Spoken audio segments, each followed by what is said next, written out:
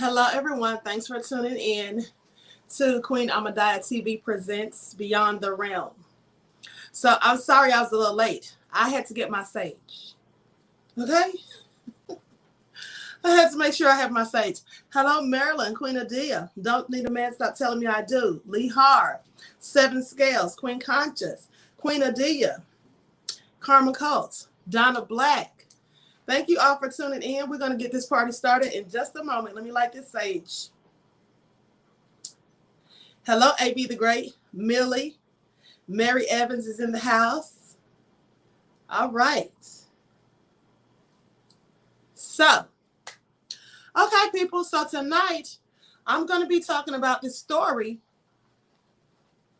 about a woman who was attacked, assaulted, and raped by an unseen force. Now, they actually made a story, wrote a book about this. Okay, Frank De Felitta, I believe that's his name, De Felitta, wrote a book about it called The Entity, and they also had a movie about it called the same title. Okay, Peace Queen, see your cash out. Oh, thank you, Black Linus. Yes, it's $QueenAShakur. Okay, so with that all being said, love you, Queen. You look stunning. Thank you, Howard. Thank you for your kind words. So with that all being said, I'm going to just dive right into this because basically, like I said, they wrote a book about this. They also made a movie about it. Okay, this is a true story. This woman was being attacked by this unseen force, some type of malevolent being, spirit, or whatever you want to call it. Okay. And then I'm going to show you all some video footage of what some of the paranormal investigators had to say about the case. People who actually worked on the case and investigated it. Okay? I want to be a mod for this channel, Queen, please. I love this topic and I'll always. Okay, Merlin, let me write your name down. And I will make you a mod after the broadcast. Merlin Oblivion. Okay, thank you for volunteering. Volunteering also. Culver City is not that far from my house. Okay, Queen Conscious. The Entity, I'm sure that was good. Okay, so let's get started, people.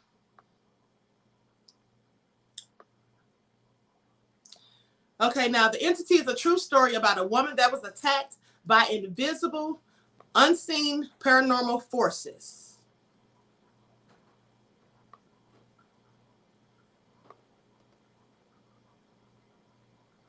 Now, hold on. Let me get some of this stuff off my thing. Hold on. Okay. Okay, so the Entity house, the house where all of this occurred, it may look like just an ordinary house, you know, to anyone just passing by. But it was located right smack dab in the middle of suburban Los Angeles. Now, the home is known for having a story that was published in the book, and that's the story that I'm going to be telling you about. And the person who this actually happened to, the woman, her name is Doris Bither. Now, in the movie and the book, they gave her a fictitious name. They called her Carol Moran. Okay, Carol Moran. And I guess at the time, the woman who this actually happened to didn't want, you know, her identity disclosed. Okay. So here's what happened. So she was living in this house with her and her 4 sons. She was a single mom, and she had suffered from possible health issues that had required her to take some type of medications. Okay, now it was deemed that due to the trauma and other mental issues that she was having that stemmed from a difficult childhood, basically the medication had been prescribed to her, you know, to help her with her anxiety and different things that she was going through. But she also had a history of physical and substance abuse from the past. Now, it was said that at some point during the night, Bither was asleep, and she was awakened only to be raped by what appeared to be 3 different spirits. She would recall later that 2 of them were holding her down while a 3rd one would assault her. Now, at some point later, Bither was visiting a bookstore near the UCLA campus. when she overheard a lecture taking place about paranormal activity. So the lecture had been performed by Barry Taff and Carrie Gaynor. Okay, both of them were working for a parapsychology lab at the UCLA campus. So Bither had heard the last part of their lecture, only to approach them soon after and to tell them about her very violent encounter with these spirits. And that led to Taft and Gaynor agreeing to set up a preliminary interview with her on August the 22nd of 1974.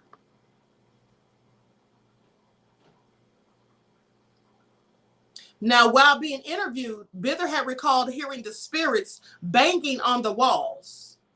The lights began to flicker and even moving around the house. There was something moving around the house, and despite the home being occupied by her 4 children.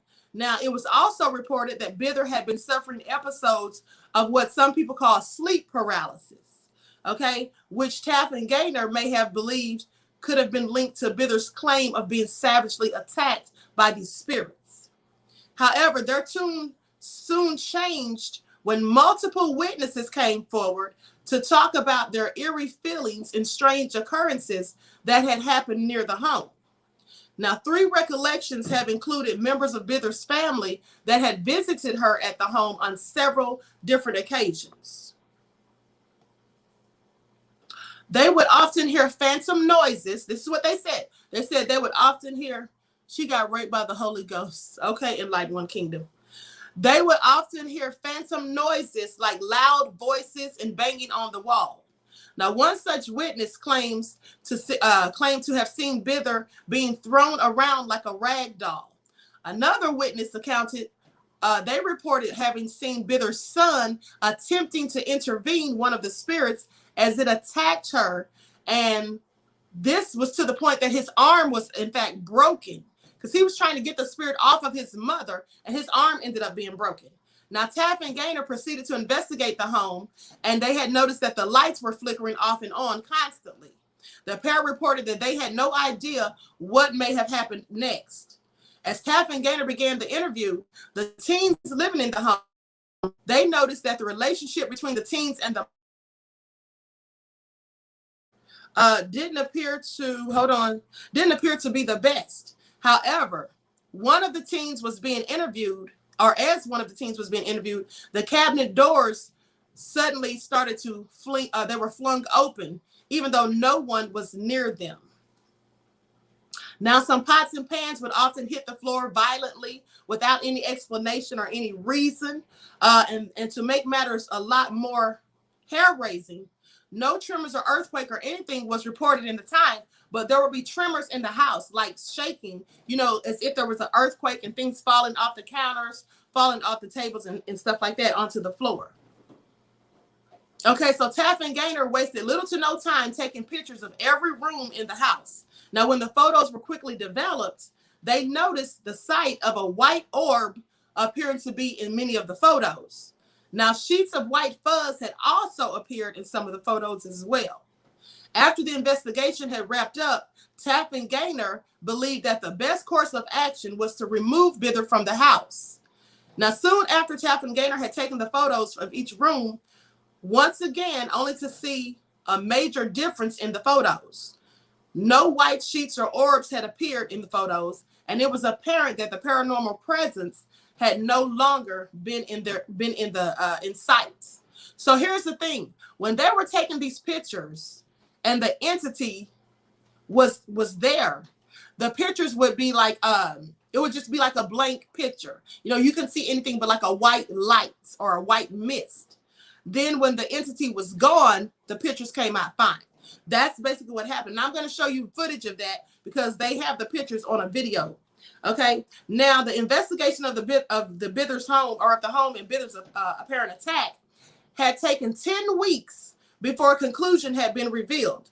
Doris had described many presences that she had encountered, including one in particular that she would only describe as a humanoid that was later known as the entity. During the investigation, nearly 30 researchers had been at the home where Bither had attempted to summon the spirits. Bither would summon them by cursing and yelling at them, while some researchers had recording materials alongside them with documents of the events. And the summoning had appeared to work as the lights had suddenly began to turn off and on. And a large green fog suddenly began to appear. Now the fog, later the fog formed into a figure of what appeared to be the torso of a man. Some of the researchers were able to see more of the man's appearance as someone who appeared to be big and muscular in size. The figure that appeared apparently had no face either. Now, during this event, one of the cameras managed to capture the image of a bright white orb before it failed, and then never took any more images after that. So the camera just completely stopped working. Now, Bither and her family had left the home in California and then relocated to Texas while managing to keep in touch with paranormal investigators. However, as Bither left for what might have seen her new life to start a new place, the hauntings continued to happen. So whatever this paranormal thing was, this entity, whatever you want to call it, it followed her, even though she moved. So that is really crazy. So now I want you all to see this video. I'm going to let you all see this video. Hold on just a moment. And let me read my fair use disclaimer before I show it.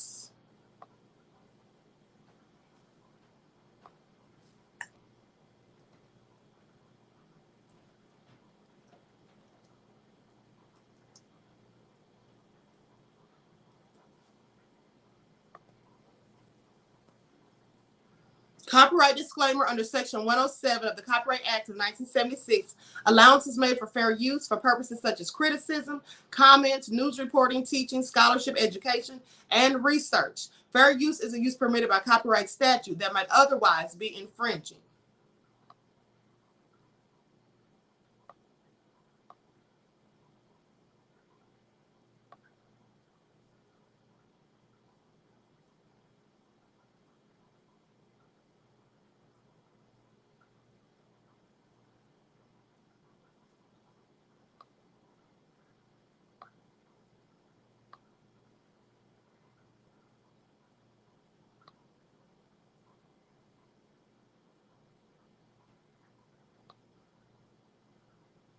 Okay, people, here we go.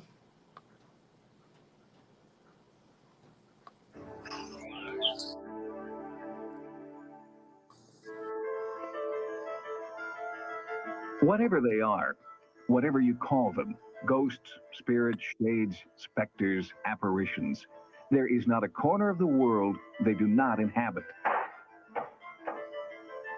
From this haunted castle in England to this haunted house in Hawaii, a Bavarian monastery, an Italian apartment, mansions in the south, taverns in the west, from this farmhouse all the way to the White House, we have a fascination with ghosts. In the quest for evidence, two researchers from UCLA got more than they bargained for. Carrie Gaynor and Dr. Barry Taff were witness to one of the most celebrated cases in ghost hunting history, the Entity case. It was later popularized in a book and a film called The Entity. But what the real investigators found when they met the victim of the haunting was more bizarre and more compelling than any movie. When I went over to her house, we conducted about a 2-hour interview. And during that time, she told us a lot of interesting experiences, but I knew she was holding something back. And at the end of the interview, she finally admitted to us that she was attacked and raped by the ghost. At that time, we thought she was probably crazy. The events that then transpired over the next 10 weeks were chronicled in the Journal of the Institute of Electrical and Electronic Engineers, including the night the investigators went from being skeptics to true believers. The lady screamed out, "It's in my bedroom." We ran in there. She shouted out, "It's over in the corner." We fired our Polaroid camera in the direction that she said. We didn't see anything, but the picture came out bleached out white completely. She shouted out again, "It's in the corner." Again, we fired our camera, and it was bleached out completely. At that point, I thought the camera was just malfunctioning. I waited till she said it was gone, and I took 2 control pictures. Those pictures are perfectly normal pictures. The only difference, she said it was in the corner in the first ones, and in these, she said it was gone. A few moments later, we felt a cold breeze of air coming through the door, accompanied by a horrible stench, a stench so foul some people were vomiting. We fired the camera in the direction that breeze was flowing towards us, and again the picture was bleached out completely, except at the bottom of the doorway you can see a little round ball of light. A few minutes later, she screamed out, "It's right in front of my face." We fired the camera, and the face was completely obliterated. As you can see the curtains behind her, you can see her dress. She shouted out again, "It's right in front of my face." Again, the face is completely obliterated. Well, those were her exact words. "It's right in front of my face." Once again, I wanted a control picture. I waited till she said it was gone, and I took the final picture. And this is a perfect, normal picture. It's just dark because we didn't adjust the setting. There's a scratch on it, which we put on it when we tried to clean it a little bit. But otherwise, it's a normal picture. The only difference between these two, in one, she said it was in front of my face. In the other one, she said it was gone. Even with these pictures, Gaynor still had trouble convincing his colleagues at UCLA that he was on to something significant. Initially, they would say, "Well, you're hallucinating." So then I would look at them and say, "Well, we've got 20 witnesses." And they would say, "Well, then it's obviously mass hallucination." Gaynor returned to the house a number of times, bringing more witnesses with him, and the eerie phenomenon became even more pronounced. We started seeing balls of light lighting up the walls, and everybody in the room would see this. And the lights would get bigger and bigger and brighter and brighter. And at some point, I finally started talking to it. And I said, "Well, if you're really here, come off the wall," because what I was concerned was that somebody in the room was faking it and they were projecting the light onto the wall. Well, when I asked that question, the light lifted off the wall, floated into the middle of our room, started spinning and twisting and expanding in different directions simultaneously. It had full parallax. We could see it from all sides, and I had 9 professional photographers set up in the room that were shooting it from all sides. The lights came in, it was like, it almost come in like in a state of anger. It almost came in, all right, here I am, this is me. And it came in, it kind of did a little thing in the group, and then it was gone. It was the most extraordinary thing we've ever come across.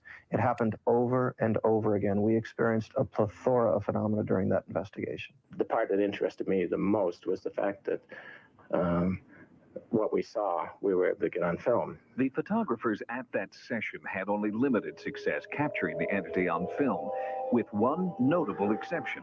What we see here are reverse arcs of light. One arc goes right here, another arc goes right here. Now, the reason this picture is so important to us is that the arc on the wall, if it were really on the wall, would be bent, because those 2 walls there are perpendicular. It's not bent, which means the arc is floating in space. The significance for that for us as researchers is, of course, that means it's dimensional and very, very difficult to fake. This was not somebody with a flashlight shining it on a wall. That light is in empty space. The negative of this photo was authenticated by Popular Photography and was the only alleged ghost photo ever published in the magazine. Frank De Felitta, the author of Audrey Rose, was also witness to the phenomenon. His incredible first-hand experience in the Culver City, California house inspired him to write The Entity, which was later made into a motion picture. All the instruments started clicking away. So I knew everyone was seeing this at the same time that I was. They were ducking, and everyone was saying, oh my God, look at that, oh my God. And then Doris started screaming. That was the woman who was being belabored by this creature. So I was screaming, I don't want to see your lights, show us yourself. Damn you, show us yourself. She started cursing and swearing at it. And there, lo and behold, at that point, it started to appear. It sort of developed a kind of, a kind of arm was articulated. You could see sort of like an arm, and then a neck. And then of all things, a kind of bald head. Now, this could have been our imagination, but collectively, we saw the same thing, every one of us. We saw the same thing. But we don't consider our pictures proof of anything. We consider them part of the struggle to gather evidence to try to understand this phenomenon. During our investigations, we spend thousands of hours trying to be in the right place at the right time. In the entity case, for some reason, we were there. We were there at the right time. And we were experiencing the phenomena over and over again. Although some of the people there found it frightening, I found it very exciting and exhilarating. That's what I'm in this for. It's an opportunity to witness things that we've been taught all our life cannot be. It's a connection with the unknown. Traditionally, a haunting is associated with a place, but investigators in the entity case always suspected that this haunting was somehow connected to the woman herself. And in fact, when she fled the house, the entity went with her. For 5 years, the haunting diminished gradually and has now completely disappeared. Okay, so you all heard that. They said when she left the house, the entity followed her, and it continued on for 5 years after that, and then it gradually disappeared. Okay, so that's real crazy, but hold on. Let me give you some more information on this, because something that they didn't say in the book or the movie that I thought was interesting when I did further research on it. Hold on just a second.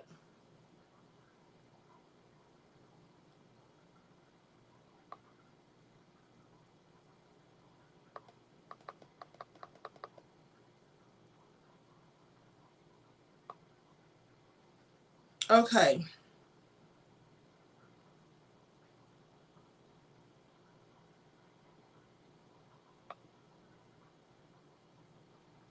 Hold on just a moment, people. I want you all to see this. Hold on. This is one of the bruises that she had from where this thing was attacking her. She had these bruises in between her thighs. See that? I don't know if you all can see that, but right there, bruising on her thighs. So this thing was violently attacking her. Now, I don't know if you all have ever heard of incubus and succubus, but those are spirits that are sexual deviant spirits that people have claimed to have been attacked by. Okay? So I don't know if it was something like that, but I did find out upon doing further research that she had been dabbling in some occult-like practices, like playing with the Ouija board and things like that. Okay? Hold on, let me see if I can find that information.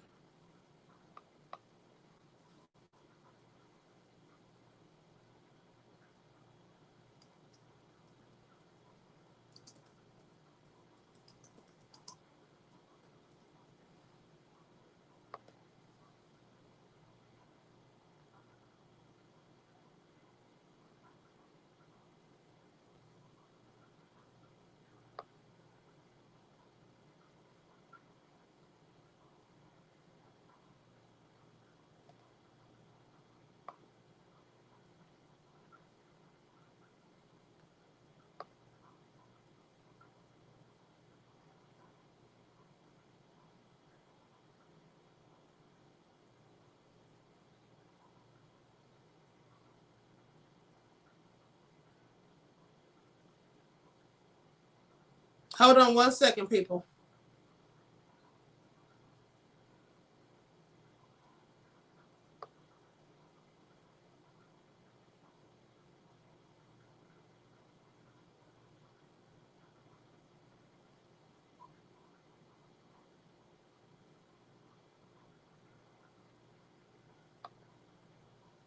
Okay, I think this is it.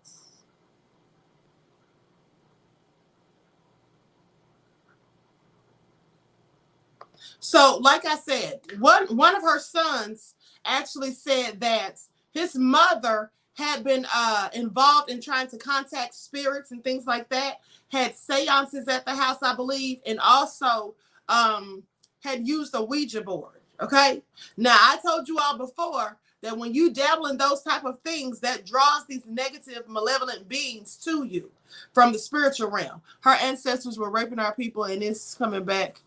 Okay, Queen Ahmadiyyah, I don't know about all that. But anyway, it's like the witch riding your back. I mentioned the Ouija board a couple broadcasts ago. People should not trifle with them. Absolutely, Carl Kilcrease. And that's apparently what she did. Not only did she dabble in messing with the Ouija board, but also her son said that she had used drugs. So there are some things, because I told you all before, I studied demonology. And some of the things that draw these demonic entities to people are the fact of you dabbling in drugs, okay, abusing drugs, not messing around with seances. Yeah, absolutely. Not dabbling in drugs, abusing alcohol even. Like if you drink excessively, you have a problem with alcohol. Being obsessed with porn. Okay, watching pornography, things like that. Deviant sex acts. All of those things draw these things to you. Okay, whether you know it or not. And that's why I told you all the other night. Some of you probably engage in these things and don't even realize when weird stuff starts happening that that's likely why. There was a case where, I'm going to finish talking about the entity in a second, but there was a case where this woman who was really into the church, her 6-year-old daughter started acting very provocatively, walking around trying to put on lipstick, you know, trying to expose parts of her body and all of that stuff. And so she had the pastor from their church come to talk to her and try to, you know, she was telling him what was going on. And he asked her if anybody in the house was, you know, involved in pornography, you know, deviant sex acts and things like that. And she said her husband was always watching pornography on his computer. Well, he felt like the fact that he was watching this drew this negative energy or entity into the home, and that it was attaching itself to the child. Okay. So with that all being said, these things can actually happen. I know they may sound crazy, but let's not forget truth is often stranger than fiction. Okay, so in 1974, Doris Bither, a mother of 4, I'm going to go back over some of this just to get this is another article about it, basically. So I want to get various information. Okay, so in 1974, Doris Bither, a mother of 4, was living with her sons in a small house in Culver City, California, when she began to suffer a series of physical attacks that she claims were perpetuated by a group of ghosts. Now, rather than what most would consider a normal haunting, weird things began happening around the house, such as Bither claimed that she was being raped by the phantoms. Now, this may seem far-fetched, but the concept of spectral rape goes back, all the way back, people, to the time of ancient Greek literature. And modern scientists have tied this phenomenon to sleep paralysis. And this is another thing, when people talk about witches riding their backs, that's the same thing as sleep paralysis. That's basically what that is, okay? The sleep paralysis is what scientists call it, the scientific term or whatever. But for those of us who know that our grandparents and parents told us about these things, they call it a witch riding your back, because you literally wake up out of your sleep and you can't move, you can't talk, you try to scream, you can't say anything. I've experienced it myself years and years ago. Okay, so they say this is called spectral rape. Now, they say it's tied to a phenomenon known as sleep paralysis. Sleep paralysis affects 20% of the population, and it sometimes occurs when a person wakes up before finishing their REM cycle. And for those of you who don't know what REM is, that is rapid eye movement, which is what you have when you are in the deepest of sleep, okay? Now, but was Bither experiencing sleep paralysis, or was this something much more terrifying? While she was alive, Bither claimed that she wasn't just attacked by one ghost, but by 3 different entities who would attack her on a regular basis. 2 of them, she claimed, were small creatures who would hold her down, while the largest of the entities would be the one that raped her.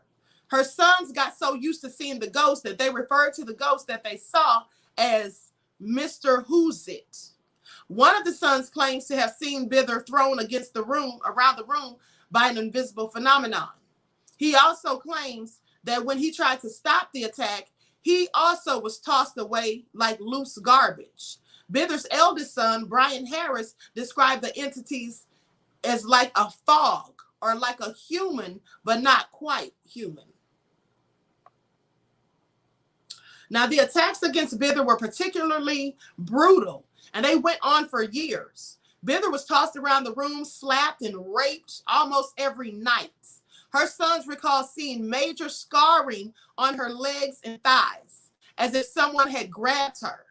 Bither's oldest son, Brian Harris, claims to have witnessed many of the attacks. And in an interview in 2009, he says that because his bedroom was next door to his mother's room, he would have to listen to these assaults as they happened. And in a few cases, he actually saw her being beaten by an invisible force. I'm going to see if I can pull up this interview. Hold on for a second, please.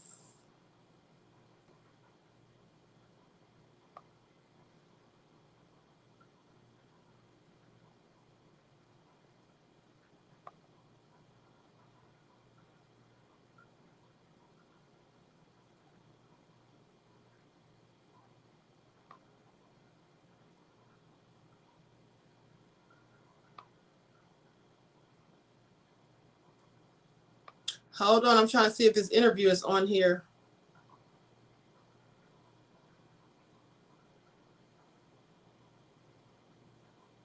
Okay, it has a transcript of it. So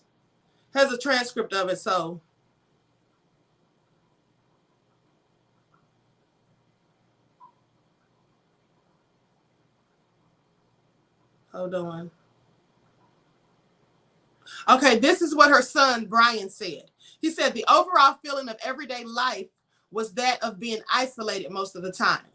Yeah, the house was small, but since we were so separated, you felt alone and isolated.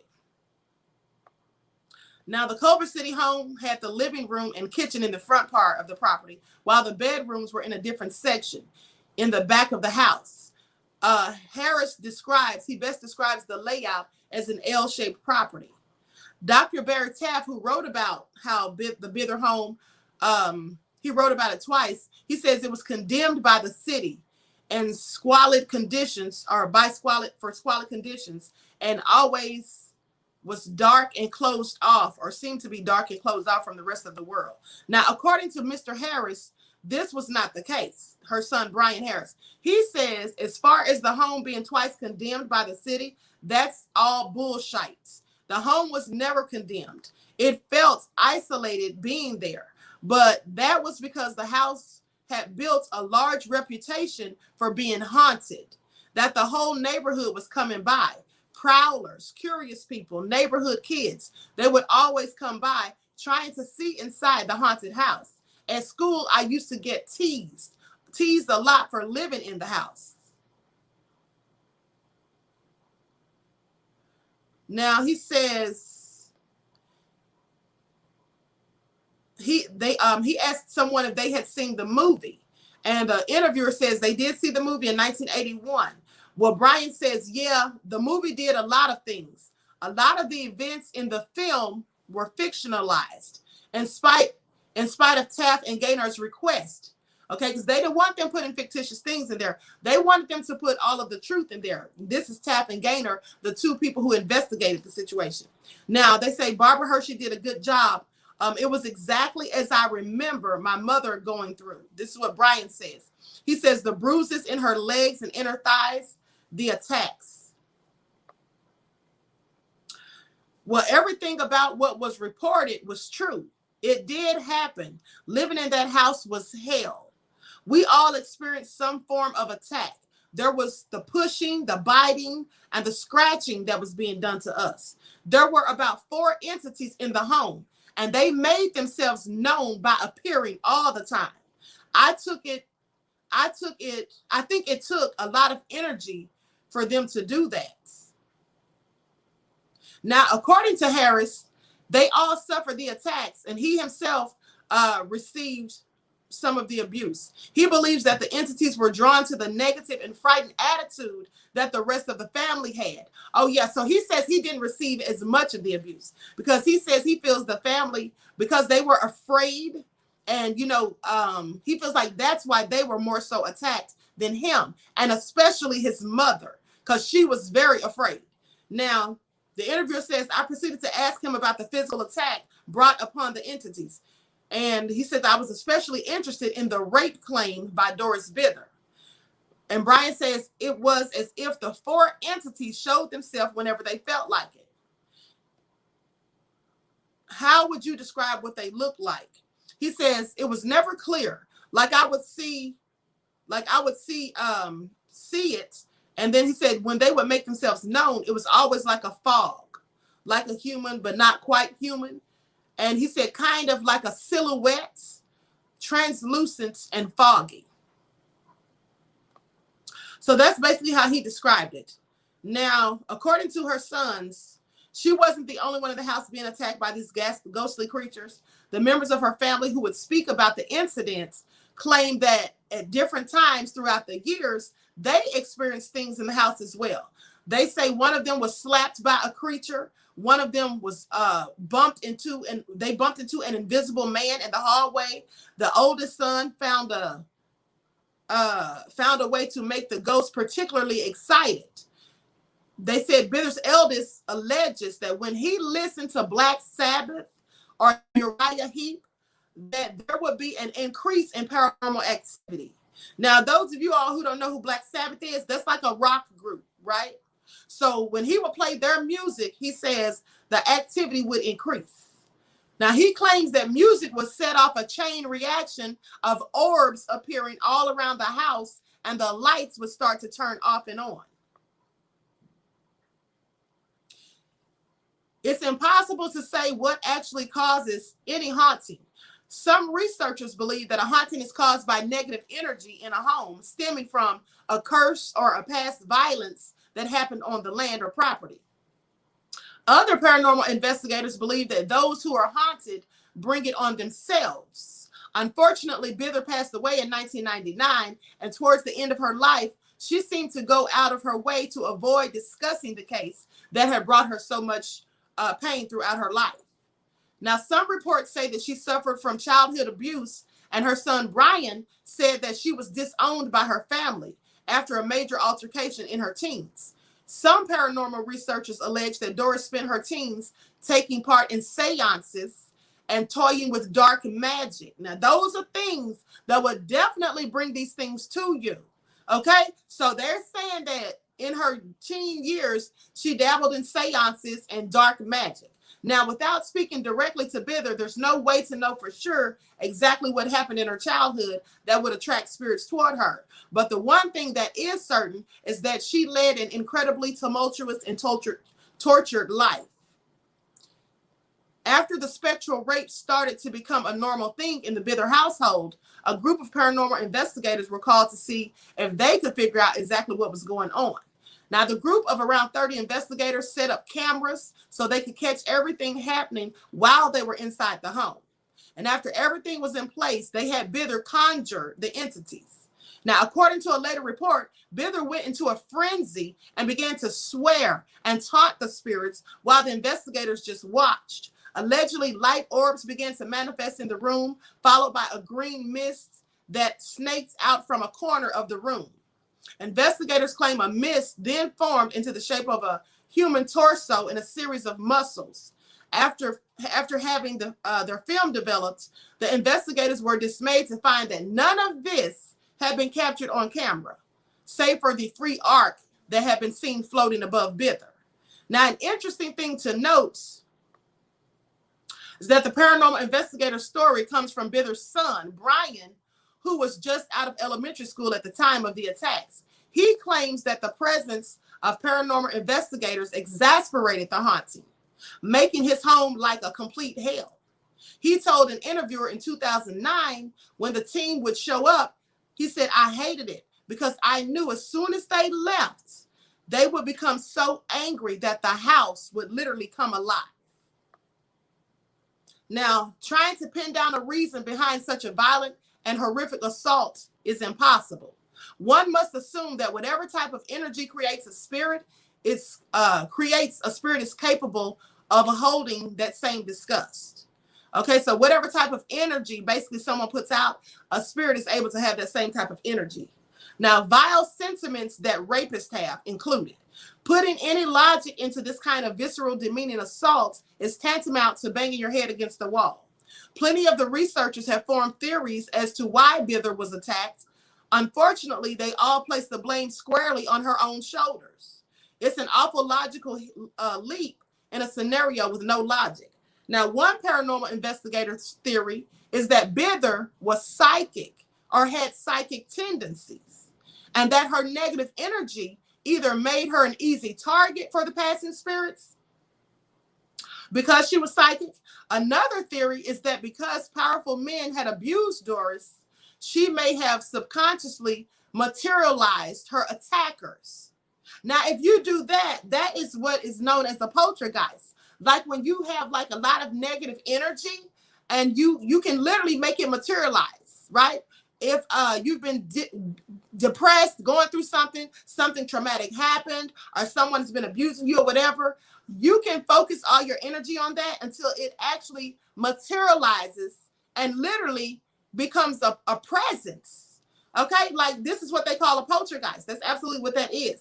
So they think that she may have materialized her attackers. Now they say there are also theories that she dabbled in the occult as a teen and that she had made herself a portal for evil creatures. And I think someone put that in the chat, something about a portal. Now they say the most sound theory is that she was suffering from sleep paralysis, but that doesn't account for how she would have received bruises on the insides of her thighs, or how her children, who were also assaulted, who would have been assaulted by these invisible creatures. Now, there are some supernatural stories or theories outside the underlying theory that Bither was raped by ghosts.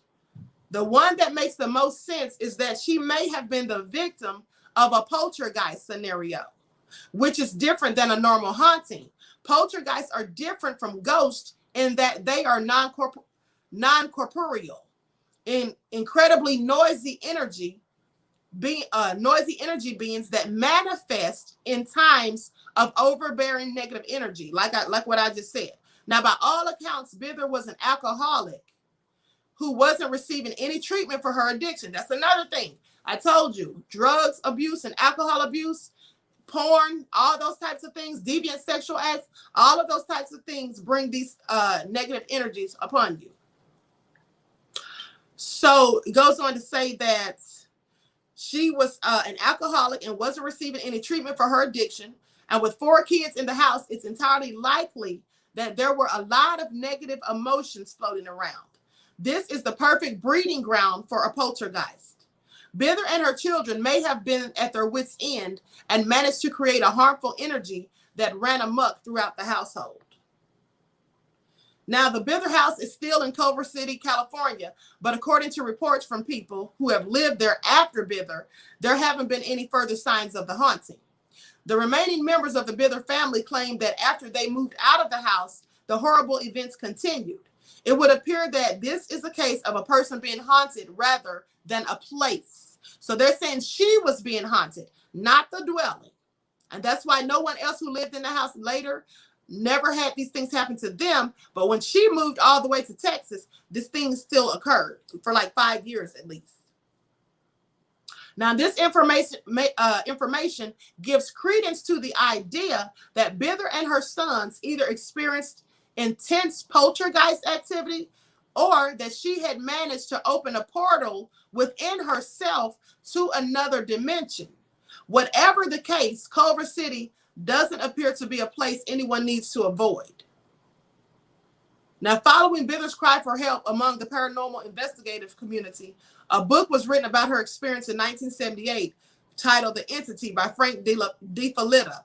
In 1982, he adapted his book for the screen, and Sidney J. Puri, a director most well known for the films Lady Sings the Blues and Ladybugs, directed the movie.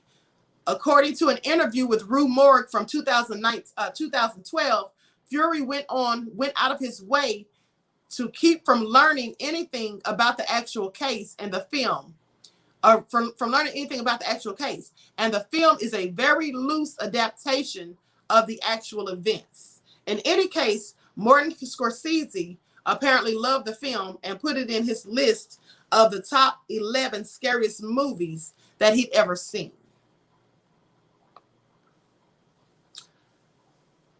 Okay, so with that all being said, that is crazy. And what's even more crazy is, like they said, the thing followed her after she left. So there was no escaping it. Okay? That is really crazy. I always mess with something out of curiosity. You know, curiosity kills the cat.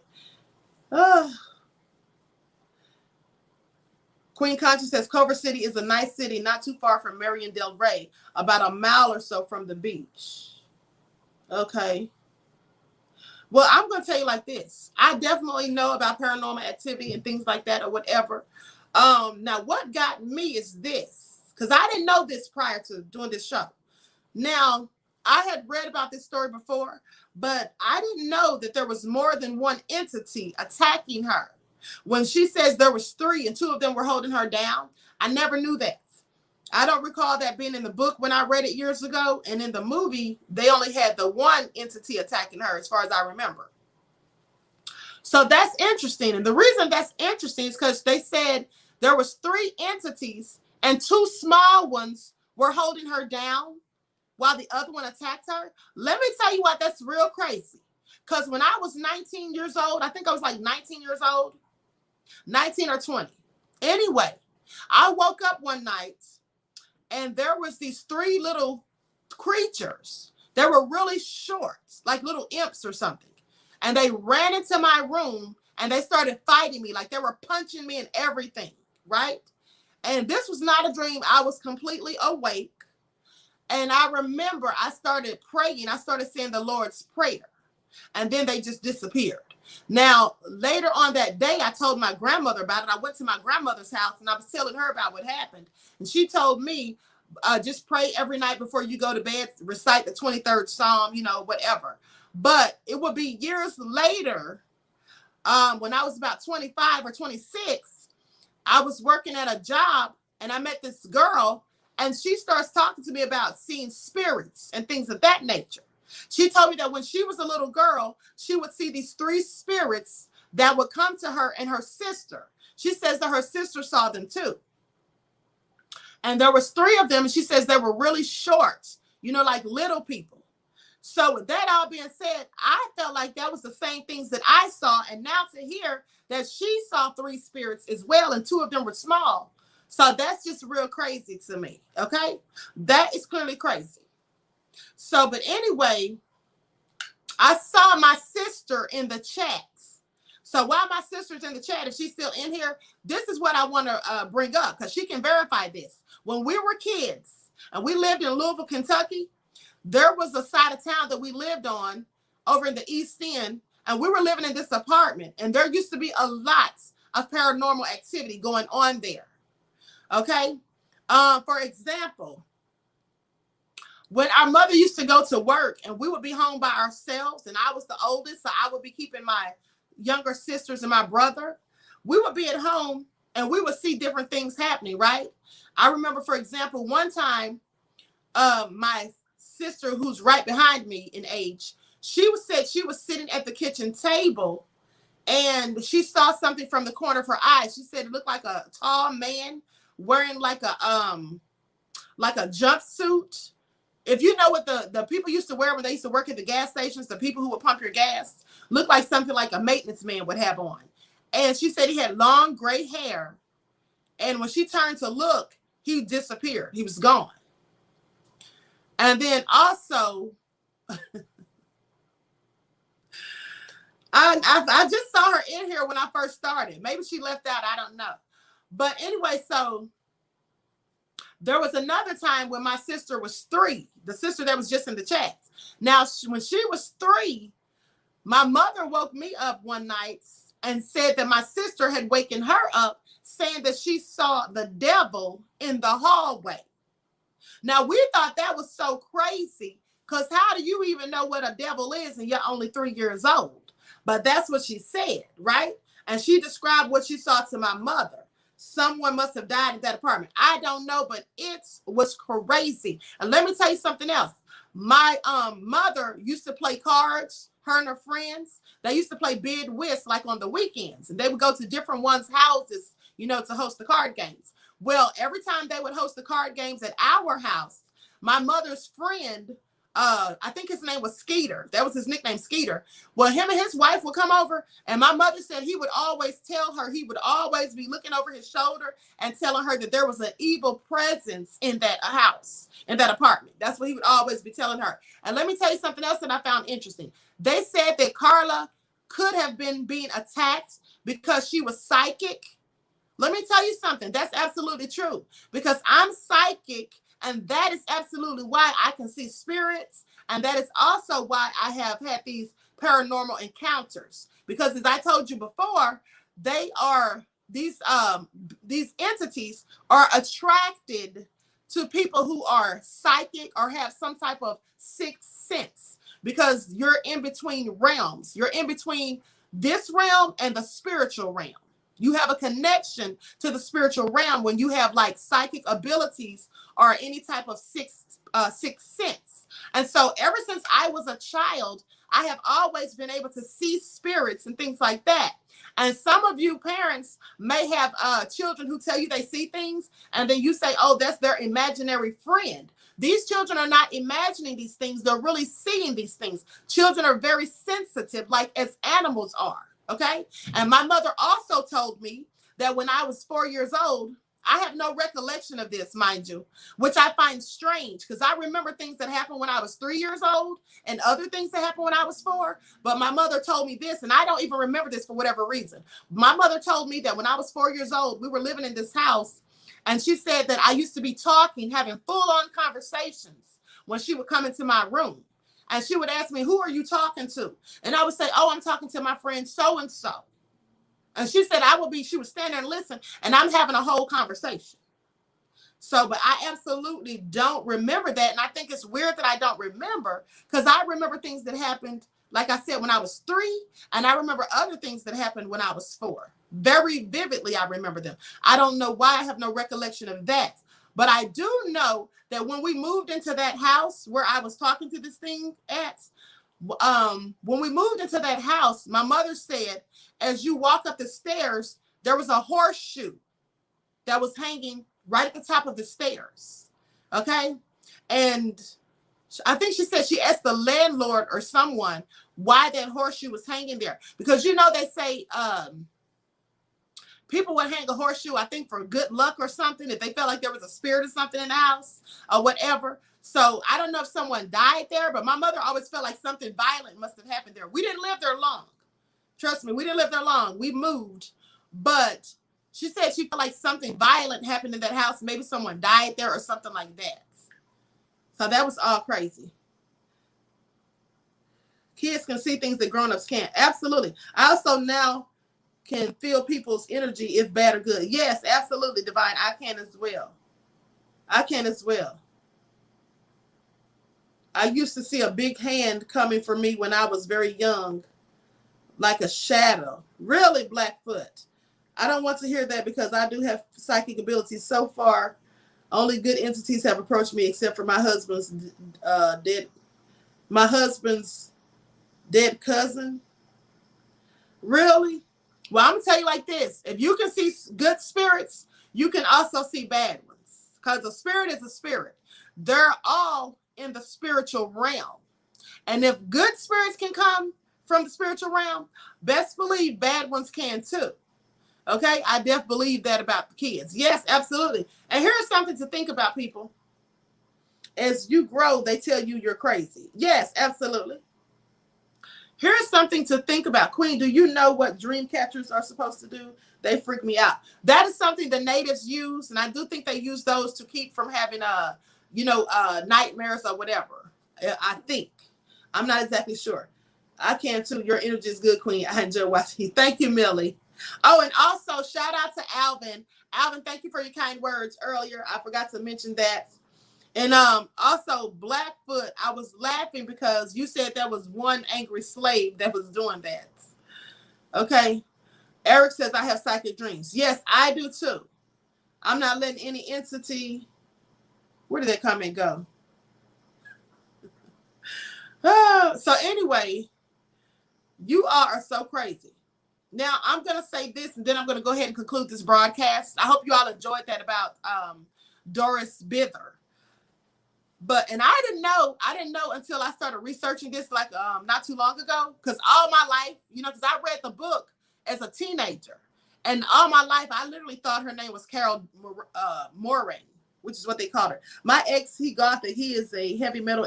Every time he overly drank, he listened and started acting a damn fool, screaming and yelling and violent at times. But of course, I whooped his ass every time. Okay. Okay, my Aunt Egypt. He wasn't listening to heavy metal, was he? My mother just reminded me somebody died in my great-grandparents' house. They would trick you. Some spirits you think good, but the evil the whole time. Yes, absolutely. Absolutely. Let me tell you all something that my son's father told me when we were in college. Okay, I'm going to tell y'all this and then I'm going to close out. Queen, you're going to share your serial killer encounter. Oh, yes, yes. You know what? Yeah, we'll talk about that next time. Okay, yes. That was crazy. But so listen, so when I was in college, right? Yes, I enjoyed this very much, Queen Goddess. Thank you, Melanated Brown. Thank you. Now, when I was in college, okay, so my son's father, I was going to his room or to his dorm one day. I went to his dorm and my friend Katrina was with me, right? And she had a Ouija board. Now, she used to play this Ouija board. And I remember one time we were having something called a Rama, where everybody would gather together and we all study because finals were coming up. And it'd be like a whole room. You know, we'd go to one of the dorms and everybody be in the lobby, all studying together and everything. So I remember she brought this, somebody, I don't think it was her, but somebody brought a Ouija board, right? And so they were sitting there playing it and we all were like, that's fake. We don't believe it. You know what I'm saying? You all are pushing that thing around and that's not even giving y'all any answers. So we didn't believe any of it. So then one of the girls who was playing it, she basically told somebody in the room, she said, anybody asking a question that nobody in here would know but you. So this guy, he decides to ask it a question. He said, what is the name of my 8-year-old cousin who died? And how did he die? And so the thing spelled out his name, and I think his name was like Brian or something. And then it said that he died from drowning. And the guy was just like, you could see his face just went blank. He was so shocked. And he said that his cousin did die from drowning. So that's when we were like, wait a minute, this thing might really be real, right? So anyway, they were playing that Ouija board or whatever. I didn't want to play it because I remembered as a kid, my mother had always said never to play with those things.